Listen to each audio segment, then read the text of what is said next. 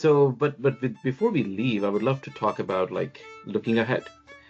So in terms of the most important shifts which are happening in the organizations, or I would say the shifts that organizations need to make today so that they are ready for AI tomorrow or AI ready tomorrow, what are your tips to give to them now that we are getting to the point of kind of summarizing our not just this webinar but even the last two topics we discussed?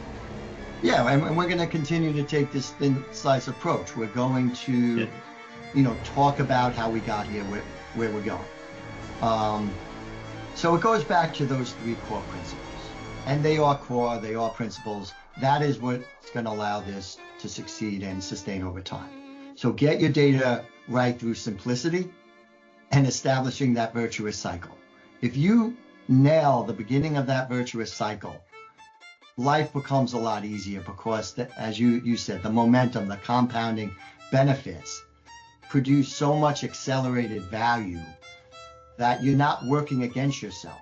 You actually got tailwinds helping you move forward, right? Then, as we talked about early on in these webinars, establishing that adaptive AI governance framework, looking at the four components of platform governance, secure development, the ability to discover shadow AI, the ability to implement complex or more advanced features like confidential compute.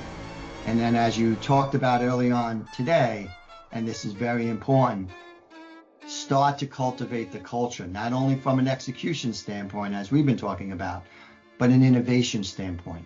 Because if we learned nothing over the past 2 years, we've learned how quickly this changes. So if you don't have a culture and a team that is willing to keep their finger on the pulse, willing and able to keep their finger on the pulse of innovations so they could evolve as these landscapes evolve, all of this is going to be short-lived.